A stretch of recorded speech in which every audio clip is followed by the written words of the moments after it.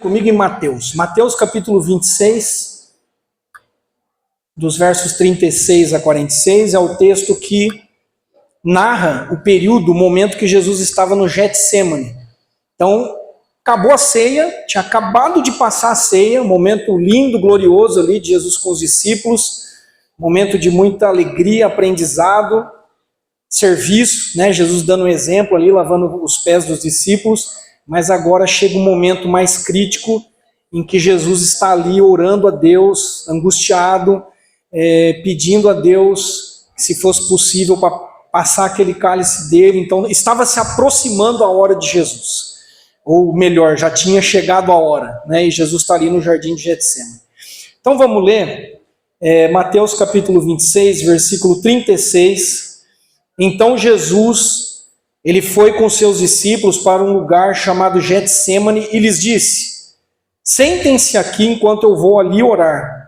Levando consigo Pedro e os dois filhos de Zebedeu, começou a entristecer-se e a angustiar-se. Disse-lhes então: a minha alma está profundamente triste, numa tristeza mortal. Fiquem aqui e vigiem comigo. Indo um pouco mais adiante, prostrou-se com o rosto em terra e orou: meu pai, se for possível, afasta de mim esse cálice. Contudo, não seja como eu quero, mas sim como tu queres. Depois voltou aos seus discípulos e os encontrou dormindo. Vocês não puderam vigiar comigo nem por uma hora? Perguntou ele a Pedro. Vigiem e orem, para que não caiam em tentação. O espírito está pronto, mas a carne é fraca. E retirou-se outra vez para orar: meu pai, se não for possível afastar de mim esse cálice, sem que eu o beba, faça-se a sua vontade. Quando voltou de novo, os encontrou dormindo, porque seus olhos estavam pesados. Então os deixou novamente e orou pela terceira vez, dizendo as mesmas palavras. Depois voltou aos seus discípulos e lhes disse: vocês ainda dormem e descansam? Chegou a hora. Eis que o Filho do Homem está sendo entregue nas mãos de pecadores. Levantem-se e vamos. Aí vem aquele que me trai. Aí vem aquele que me trai. Tema de hoje: cálices da vida. Não sei se você já reparou, mas aqui na mesa tem um cálice, né? E ao longo da mensagem, eu tenho certeza que eu vou olhar para ele algumas vezes, e você também. Cálices da vida. Deus, ele tem planos para mim e para você, certo? Mas não só para mim, ele tem planos para todos. Ele tem planos que se referem a mim, propósitos que se referem a mim como pessoa, como indivíduo, e ele tem planos globais, vamos dizer assim, planos comunitários, planos para todos nós. Dentro desses planos e propósitos de Deus, nós temos alguns cálices, né? Pensa num cálice com uma bebida, e esses cálices em alguns momentos são muito doces. A bebida é doce e traz consigo alegria, festa, aquela coisa gostosa de beber, aquele cálice maravilhoso. Em outras situações, o cálice traz consigo uma bebida amarga, indigesta, difícil de beber. Seja doce ou amargo, esse cálice precisa ser encarado com fé e com coragem. Porque se é nosso, nós vamos ter que beber. Percebe? Então Jesus está num momento delicado, difícil, um momento em que o tentador se aproxima, diante dele há um cálice amargo, difícil, e Jesus está dizendo, Jesus está orando: Pai, se for possível, afasta de mim esse cálice. Mas que não seja feita a minha vontade, mas que seja feita a tua vontade. Se eu tenho que beber, se é meu esse cálice amargo, de tristeza, de angústia, e aqui a Bíblia, né, fala tristeza mortal. Jesus estava sentindo uma tristeza mortal, uma angústia. Os discípulos todos dormindo. Ninguém ali para orar com ele, para vigiar com ele, e se aproximando, né? Todos aqueles homens queriam capturá-lo para levá-lo até a crucificação. Então, guarde isso, né? O tempo todo eu vou usar essa palavra cálice aqui, e vontade de Deus, vou falar sobre vontade de Deus, planos de Deus, e nós estamos diante de uma mesa que simboliza tudo isso, né? Simboliza alguém que encarou um cálice, bebeu, foi até o final, morreu por mim e por você, e é por isso que nós estamos hoje aqui, hoje, nesse momento, podendo tomar um cálice doce, de paz, de salvação, né, de alegria. Para nós hoje é esse cálice que está chegando aqui, nessa noite. Mas alguém teve que beber um cálice amargo, difícil. Então, o que significa crer sob a vontade de Deus? Que é o que está acontecendo aqui com Jesus. Significa dizer que a minha fé precisa estar submissa ou abaixo da vontade soberana de Deus. Vou repetir, a minha fé precisa estar abaixo de uma outra vontade que é maior do que a minha e que é soberana. Isso é fé bíblica. Em outras palavras, eu não creio para que os meus planos e pensamentos prevaleçam, mas eu creio para que os planos e pensamentos dele prevaleçam. E em alguns momentos eu vou estar diante de um cálice amargo. Em alguns momentos é doce, em outros momentos é um cálice amargo. E aqui a ideia é o quê? Eu preciso entregar. Eu preciso me submeter a essa vontade soberana e perfeita. Então, crer é diferente de acreditar. Muitas pessoas dizem assim, eu acredito em Deus, eu acredito em Jesus. Agora, crer é viver uma vida inteira na dependência de Deus. Isso é crer. É permanecer ao longo dos anos. E foi o que aconteceu com Jesus. Diante dessa prova, ele permaneceu. Ele acreditou, ele se submeteu até as últimas consequências. Até as últimas consequências.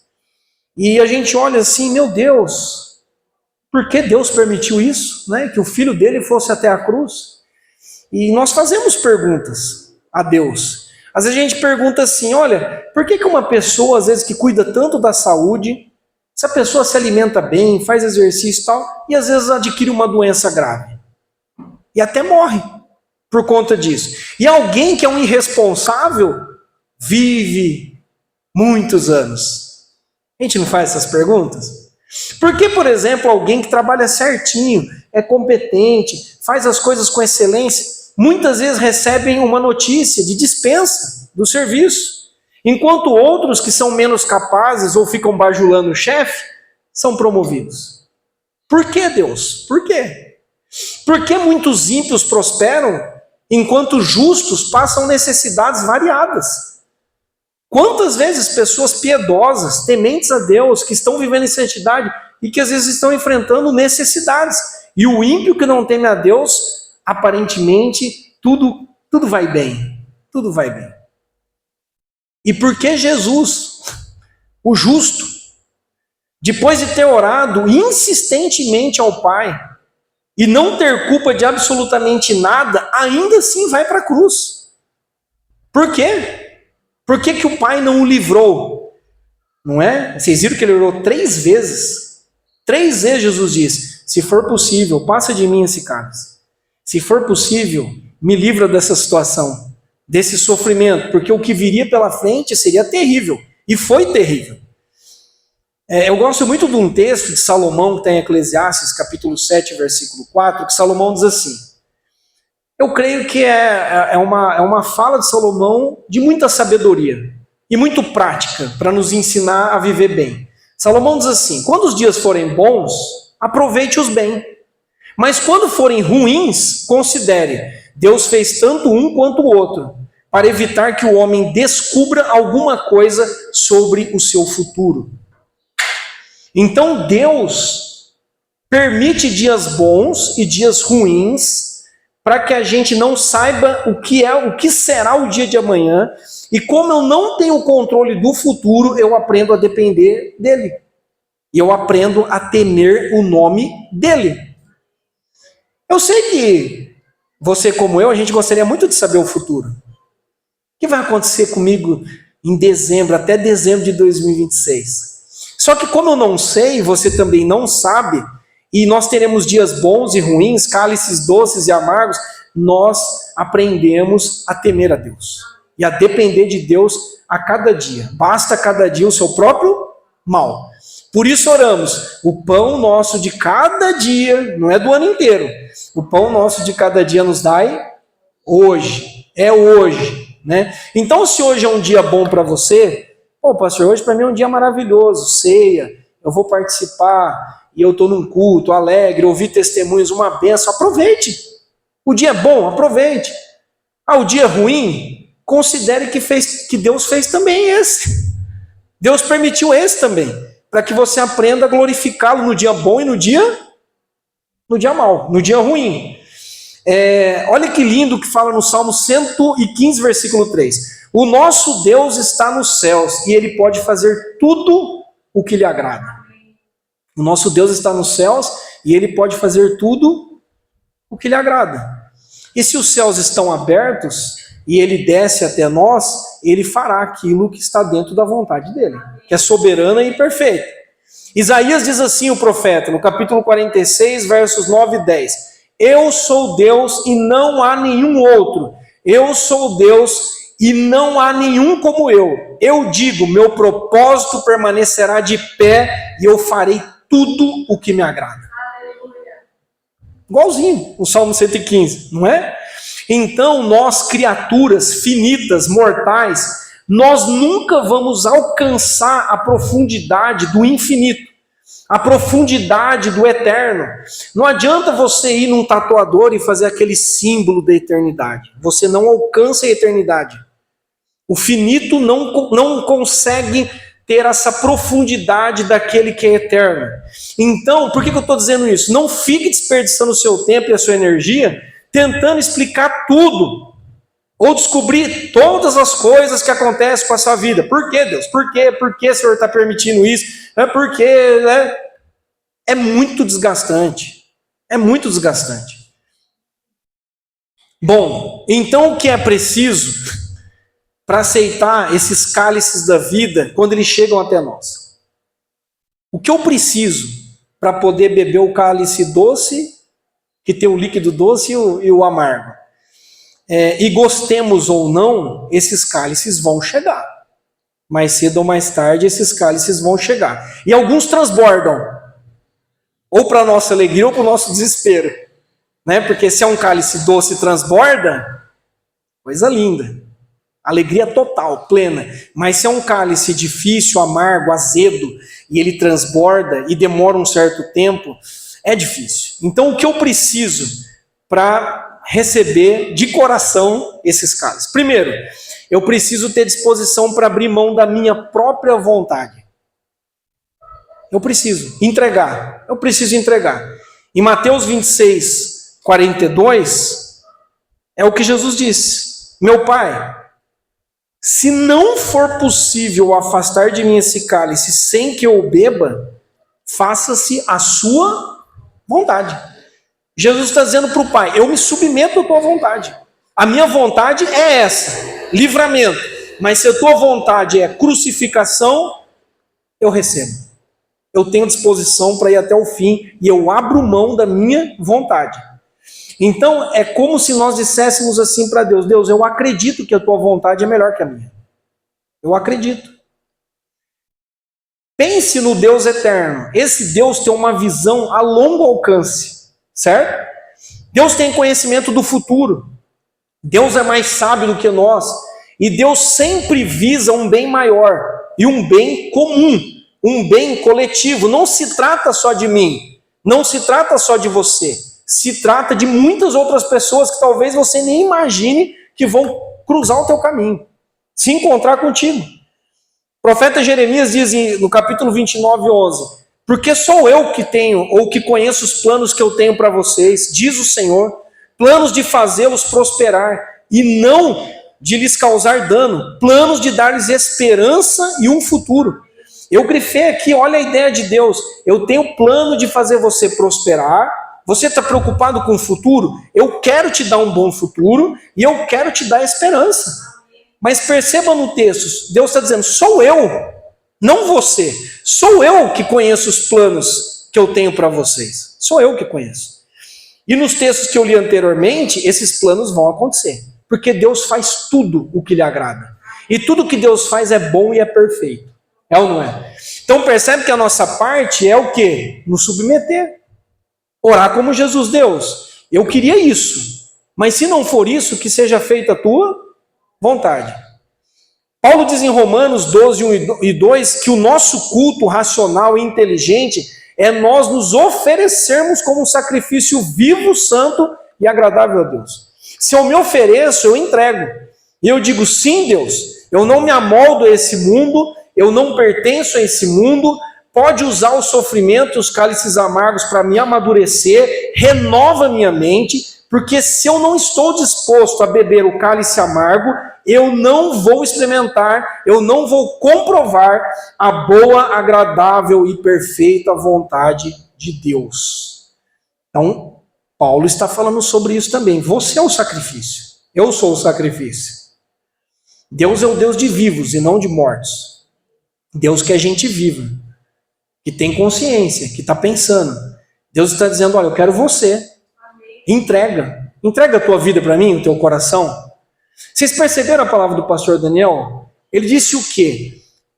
Essa questão de ofertar, dizimar, se torna muito mais fácil quando eu já tive um encontro com Deus.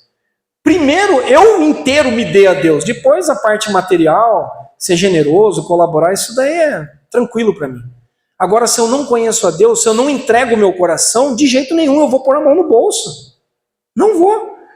Então, a avareza, a infidelidade nessa questão é um sinal de não conversão, muitas vezes. É um sinal de alguém que não se rendeu ainda a Cristo.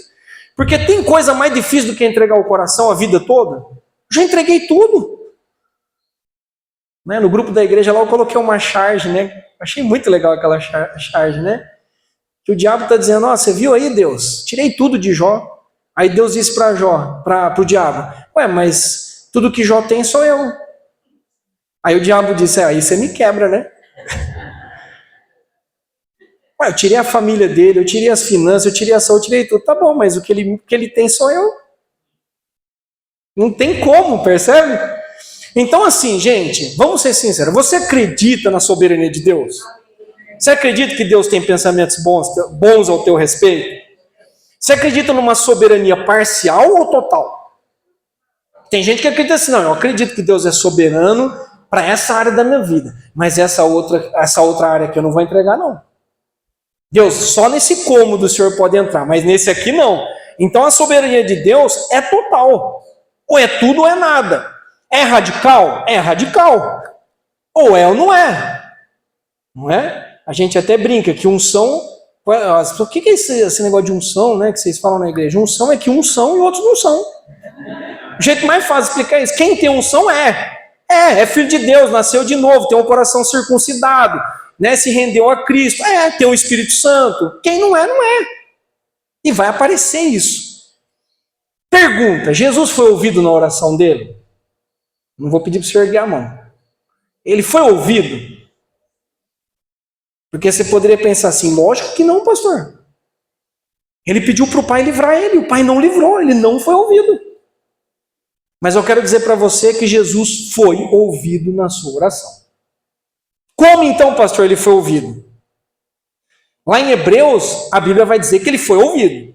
Hebreus capítulo 5, versículo 7, diz assim, durante os seus dias de vida na terra, Jesus ofereceu orações e súplicas em alta voz e com lágrimas, quer dizer, o negócio foi doído, intenso.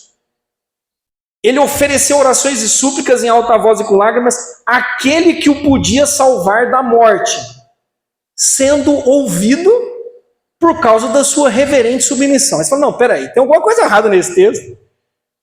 Está dizendo que Jesus clamou, orou, chorou, ergueu a voz, né, pediu para o Pai livrá-lo da morte, e ele foi ouvido nada, ele morreu. Ele foi para a cruz. Não parece incoerente o texto de Hebreus? Mas o texto está dizendo que ele foi ouvido por Deus. Vai um pouco na frente aí na sua Bíblia, em Lucas capítulo 22. E eu vou te mostrar como que ele foi ouvido. E como você será ouvido nas suas orações quando chegar diante de você um cálice amargo. Lucas 22, 43.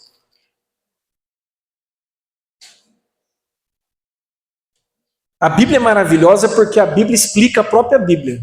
Né? Às vezes um texto não está dando todos os detalhes, mas você vai para o outro, aí aparece um detalhe que não tinha no anterior, e você vai ligando os pontos e vai entendendo um pouco de como Deus trabalha e faz as coisas. Mas olha lá, Lucas 22, 43. Apareceu-lhe, então aqui no texto de Lucas está falando de Jesus lá no Getsemane, ok? É o mesmo contexto. Apareceu-lhe então um anjo do céu que o fortalecia.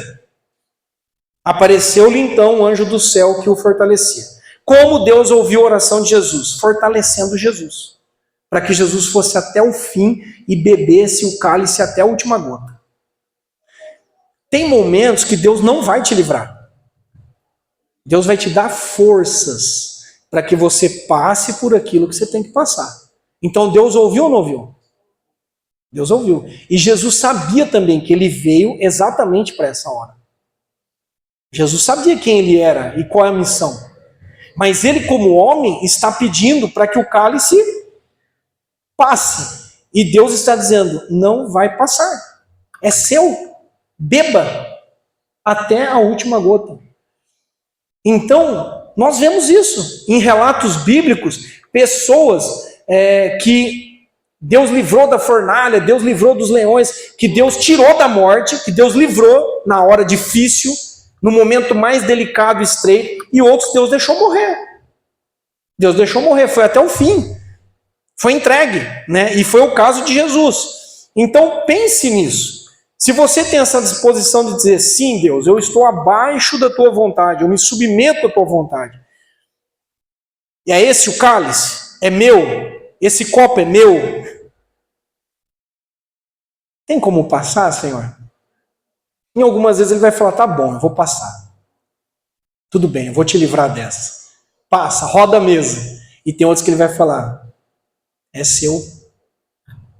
É seu, mas eu vou te dar força. Olha que lindo aqui, apareceu um anjo ali fortalecendo, consolando Jesus, junto com Jesus, para que Jesus pudesse até o fim. E graças a Deus, irmãos, que ele foi até o fim. Por ele ter ido até o fim é que nós estamos aqui. Por ele ter ido até o fim, nós temos salvação, vida eterna. Nós fomos perdoados nos nossos pecados. Por ele ter ido até o fim, eu e você hoje somos um troféu na galeria dele. Aleluia. O penoso trabalho dele não foi vão. Nós somos frutos desse penoso trabalho, dessa entrega, desse sacrifício. Nós fomos comprados. Pessoas de todos os povos, tribos e nações foram comprados pelo precioso sangue de Jesus. Imagine se o pai tivesse dito, não, tudo bem, vai, então você não precisa ir para a cruz. O plano de Deus sempre é perfeito. Os pensamentos de Deus sempre são os melhores. Então, essa é a primeira postura que nós temos que ter. Disposição para entregar, para nos submeter àquilo que é a vontade dele. Segundo, eu preciso ter uma disposição também para ser incompreendido, abandonado e sofrer sem motivo. Eu tenho que ter essa disposição. Isso é cristianismo. Ok? O que Pedro fez? Lá em Mateus capítulo 16, versículos 22 e 23, Pedro diz assim, Pedro chamou Jesus à parte e começou a repreender Jesus. Olha a ousadia de Pedro. Imagina aqui, eu repreendendo a Jesus. Né? Começou a repreender Jesus dizendo assim, nunca, Senhor, isso nunca vai acontecer com o Senhor não vai beber esse cálice não. O Senhor não vai sofrer não, o Senhor não vai para a cruz. Jesus virou, a Bíblia diz que Jesus virou-se e disse a Pedro, para trás de mim, Satanás. Toma essa, Pedro. Para trás de mim, Satanás, você é uma pedra de tropeço para mim, e você não pensa nas coisas de Deus, mas nas coisas dos homens. Por que Jesus foi duro e fez isso a Pedro? Falou isso com Pedro? Preste atenção, gente. Homens, mulheres, nós, humanos, nós lutamos por conforto e vida fácil. Quem não gosta de conforto e vida fácil? Não é? Se você pegar uma madeira agora e entrar uma ferpa no seu dedo, desse tamanho assim, você já começa a procurar uma pinça. Ah, meu Deus, eu tenho que tirar esse negócio do meu dedo, vai inflamar, e tá doendo. Então, nós queremos vida fácil, nós queremos conforto. Nós fugimos dos cálices amargos. Em geral, todo mundo quer fugir. Ninguém quer problema, ninguém quer sofrer. Não é? E isso é satânico. Isso é satânico. Isso é pedra de tropeço. Por quê? Porque se eu não sofro, se eu não passo por incompreensão, se eu não passo por algum tipo de abandono, se eu não sofro sem motivo, eu continuo infantil. Eu não amadureço na fé. Pessoas carnais, pessoas fracas na fé, vão tentar te levar junto nessa postura covarde e de fuga. Pessoas, guarde isso, carnais e fracas na fé vão dizer para você, não, você não precisa passar por isso não. Não, você não tá, você está radical demais, você está sério demais, você não está vendo que todo mundo está se afastando de você? Você não está vendo que você está fanático? As pessoas gostam da zona de conforto, no geral, e elas vão tentar te puxar junto delas. Incomoda ver alguém fiel a Deus, que vive em santidade, que está sendo rejeitado, incompreendido, sofrendo sem motivo, e essa pessoa continua fiel e permanece. Incomoda muita gente. Então você tem que ter essa disposição. Nesse cálice que Jesus bebeu, olha os ingredientes: angústia. Pensa nesse líquido aí. Tinha ali angústia, tinha suor, tinha sangue, tinha tristeza. Tristeza. O Filho de Deus está sendo entregue.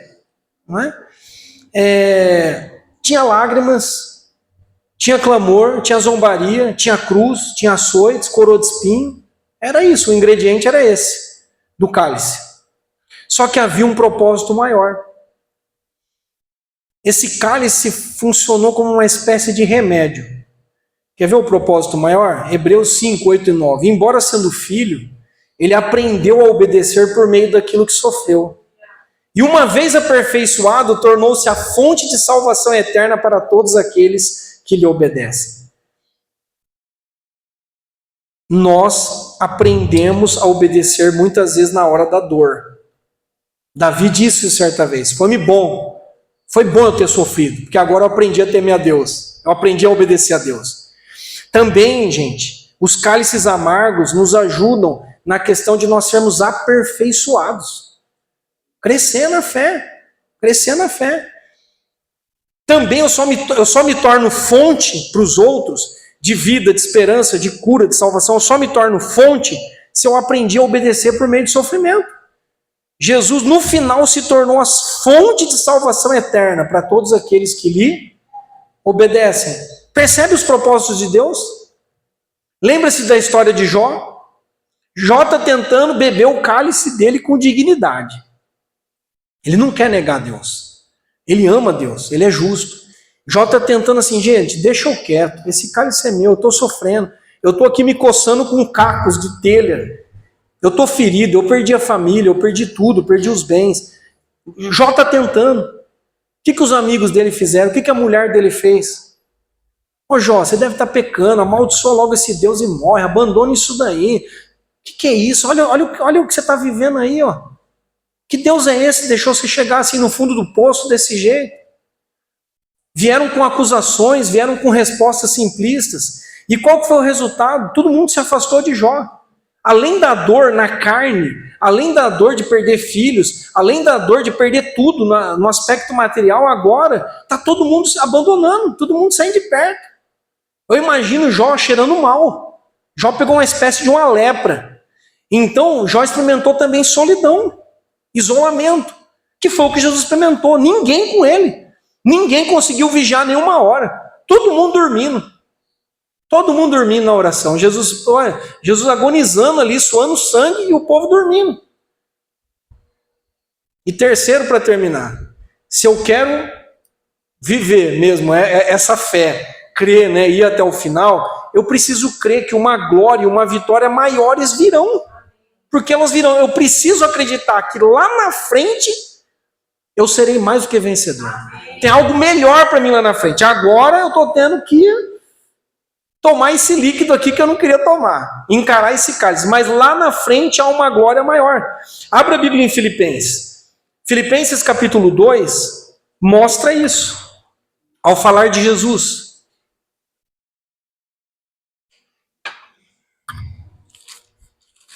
Filipenses 2, versículo 5. Seja a atitude de vocês a mesma de Cristo Jesus, que embora sendo Deus, não considerou que o ser igual a Deus era algo a que devia apegar-se, mas esvaziou-se a si mesmo, vindo a ser servo, tornando-se semelhante aos homens. E sendo encontrado em forma humana, humilhou-se a si mesmo e foi obediente até a morte. E morte de cruz. E morte de cruz. Aqui está a descida, aqui está a obediência, aqui está Jesus encarando o cálice. Agora olha a sequência. Por isso, aleluia, graças a Deus tem isso. O melhor está por vir, versículo 9. Por isso, Deus o exaltou à mais alta posição e lhe deu um nome que está acima de todo nome, para que ao nome de Jesus se dobre todo o joelho nos céus e na terra e debaixo da terra, e toda língua confesse que Jesus Cristo é o Senhor, para a glória de Deus Pai. Aleluia! Há ou não há uma vitória, uma honra, uma herança muito maior lá na frente? Então, se você é homem e mulher de Deus, e se você tem coragem e fé de encarar esse cálice, pode ter certeza que algum tipo de herança, de recompensa maior e melhor está logo à frente.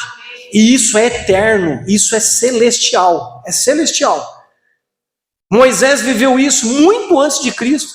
Lá em Hebreus capítulo 11, versos 24 a 26, a Bíblia diz assim: pela fé Moisés, já adulto, recusou ser chamado filho da filha de Faraó, preferindo ser maltratado com o povo de Deus a desfrutar os prazeres do pecado durante algum tempo. Por amor de Cristo, Moisés conhecia Cristo? Jesus não tinha vindo ainda. Por amor de Cristo, considerou a sua desonra uma riqueza maior do que os tesouros do Egito, porque ele contemplava a sua recompensa. Moisés tomou uma decisão. Eu sou do povo de Deus, eu não sou um egípcio. Eu escolho ser maltratado, eu escolho ser rejeitado, eu escolho tomar esse cálice amargo. Eu não vou viver desfrutando dos pecados desse mundo, porque é uma riqueza maior, porque eu amo a Cristo, percebe? Por causa disso, eu abro mão de tudo que eu tiver que abrir mão aqui, porque eu estou contemplando uma recompensa maior e melhor. Em outras palavras, a nossa pátria não é aqui, o nosso lugar não é aqui, os nossos tesouros principais e mais importantes não estão aqui, não estão aqui. Mas eu preciso ter essa disposição, essas disposições. E já que nós estamos falando de heróis da fé, vamos voltar para Jesus. Hebreus 12, 2, ele, Jesus, pela alegria que lhe fora proposta, suportou a cruz, desprezando a vergonha, e assentou-se à direita de Deus. Aleluia.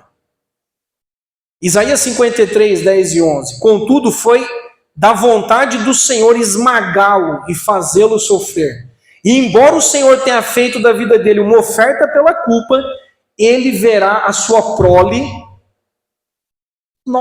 e prolongará os seus dias, e a vontade do Senhor prosperará em sua mão. Depois do sofrimento da sua alma, ele verá a luz e ficará satisfeito. Pelo seu conhecimento, o meu servo, que é justo, justificará muitos e levará a iniquidade deles. Deus prolongou os seus dias, comprou um povo para ele, nós somos a prole dele. A vontade do Senhor prosperou nas mãos de Jesus. Depois do seu sofrimento, vai pegando isso para você, tá bom? Ele viu a luz e ficou satisfeito, e por conta disso muitos foram justificados. Você já parou para pensar que se você encara com coragem e fé os teus cálices, por mais amargos que sejam, isso pode levar alguém a observar o teu testemunho, e isso pode impactar a vida dessa pessoa, e essa pessoa ter um encontro com Cristo e ser justificado porque você aguentou firme o dia mal? Já pensou nisso? Não. Da pessoa olhar e falar assim, não, como que essa pessoa é tão zombada, é humilhada, passa dificuldades, né? Continua servindo a Deus, né? Mesmo passando por essa luta, recebeu um diagnóstico aí, perdeu o emprego, seja o que for, como que ela continua alegre? Como que ela continua ainda? Porque essa pessoa está olhando a recompensa que está lá na frente. Essa pessoa está firme porque ela ama Cristo. Isso tem um impacto, gente. Isso é testemunho. Isso é evangelismo. É ou não é? E que alegria, imagine você, de alguém dizer assim, olha, eu me converti, eu decidi ir para a igreja, eu entreguei a vida a Cristo porque eu vi você sofrendo e eu gostei do seu comportamento. Você é diferente da maioria. A maioria quer vida de conforto, vida fácil, a maioria joga toalha. Você não. Você agiu diferente. Então eu quero saber, que Deus é esse que tem na tua vida, que te ajuda, que te fortalece, que te encoraja, que te consola, que te mantém em pé no dia mal? Quem é esse Deus? Eu quero também. Eu quero também. Então foi isso exatamente que aconteceu com Cristo. Sob as angústias, dificuldades e provações do presente, que nós possamos contemplar e sentir o gosto da alegria e da vitória que está proposta a nós. Que está logo ali, ó. Está logo ali. Mas será necessário perseverar. Quem quer perseverar? Precisa, não é? Jesus foi até o fim. Os discípulos, tudo dormindo, tudo fugindo, saindo correndo, né? Não aguentaram o tranco. Foi forte demais para eles, não é? Em 2 Coríntios 4,17, Paulo diz assim: pois os nossos sofrimentos são leves e momentâneos e estão produzindo para nós uma glória eterna que pesa mais do que todos eles. Pensa agora aí na sua luta, no seu sofrimento. A Bíblia está dizendo assim, ó, a glória que está sobre a sua vida, que é eterna, tem um peso maior do que esses sofrimentos. Pense nisso. Não, pastor, mas você não sabe quais são as minhas lutas e meus problemas. Mas Deus sabe. E Deus está dizendo na palavra dele, a glória que eu tenho para você, a recompensa que eu tenho para você é mais pesada, é melhor do que o que você está vivendo hoje. Do que o que você está vivendo hoje. Então, sabe, gente, assim, ó, sabe o que a gente precisa aprender? A brindar. A brindar os cálices da vida. É esse, Deus? Pega o seu aí, Edu. Pega o seu, Maria do Céu. Pega o seu cálice. Ei, pastor, você quer brindar comigo mesmo? Quero. Na alegria, na alegria. Ah, mas também no dia mal, vamos brindar aqui. É o que nós vamos fazer na hora que a gente tomar a ceia. Você pode até pegar o copinho da ceia assim, ó. Imagina que não é um cálice, não é um cálice. É um mini cálice. E brindar com o seu irmão. Vamos glorificar a Deus. No dia bom e no dia mal. Para quem é casado aqui, você não ouviu isso? No dia bom e no dia mal, né? Para sempre.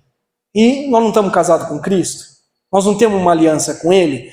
O que a Bíblia diz sobre a ceia? Que uma nova aliança foi feita. E que nós estamos aqui para lembrar dessa aliança. Que nós estamos aqui para anunciar a morte dele até que ele venha. Até que ele volte para nos buscar. Então sim, Deus. É esse o meu? Amém. E o brinde é um sinal de que eu estou alegre, mesmo no dia mal. Eu sou agradecido a Deus, sim, Deus. É esse que eu tenho que beber? Eu vou até o fim.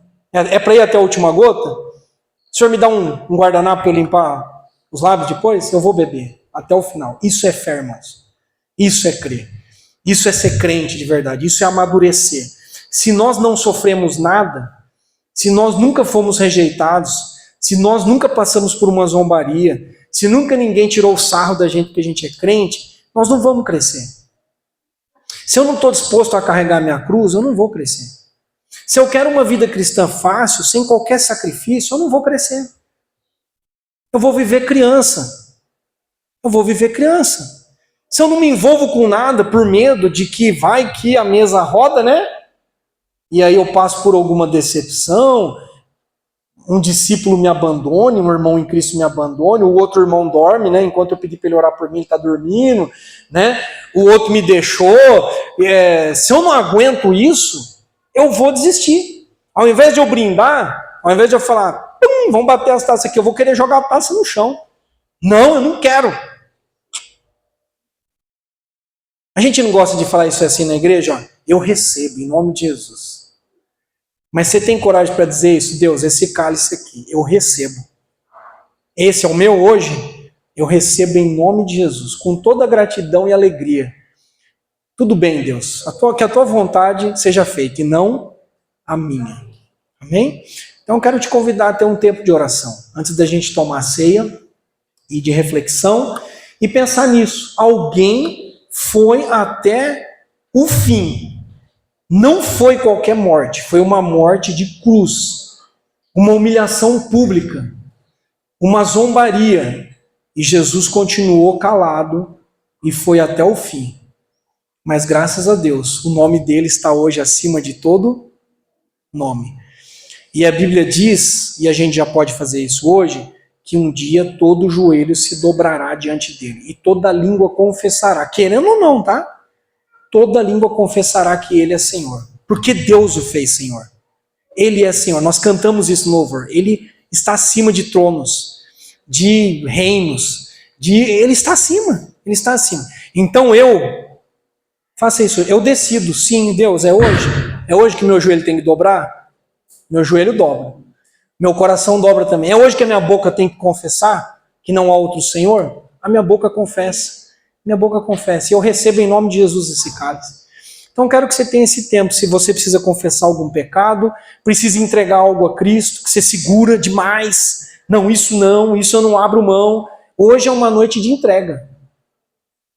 Entrega o teu coração de uma vez por todas, entrega isso que tanto te preocupa, te deixa ansioso, porque se Deus é por você, quem será contra? É ou não é? Aleluia, Jesus.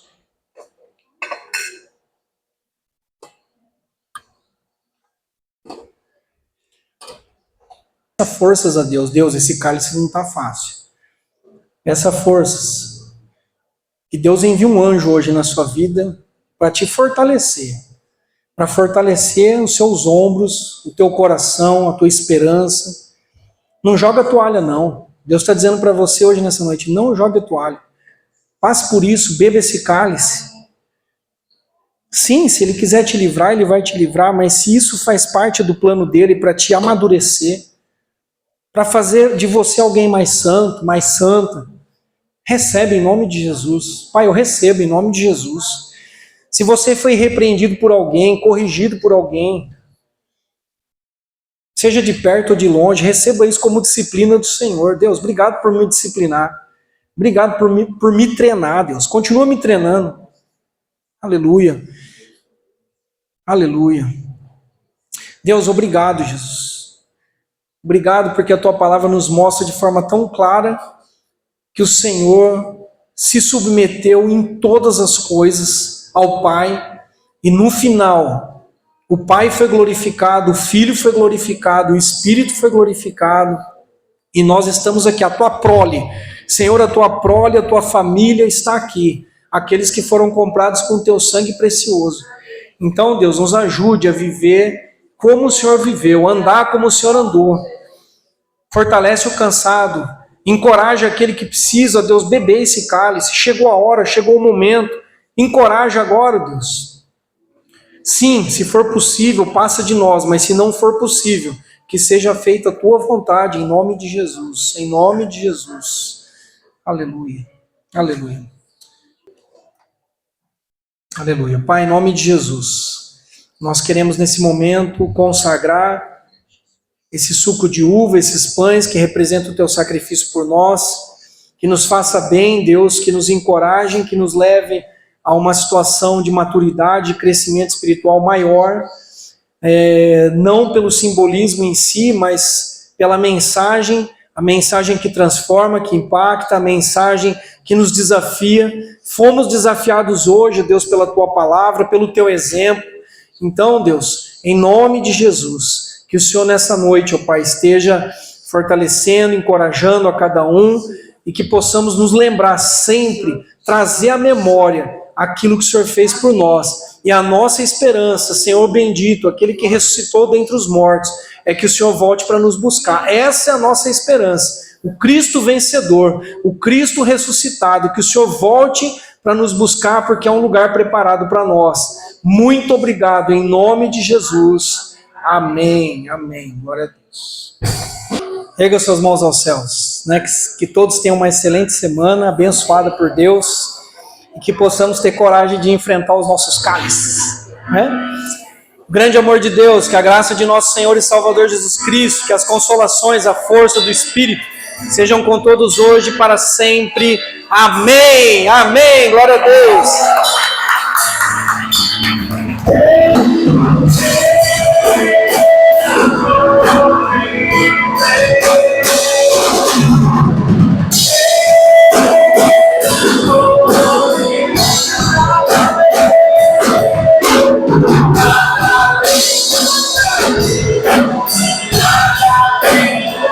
Amém.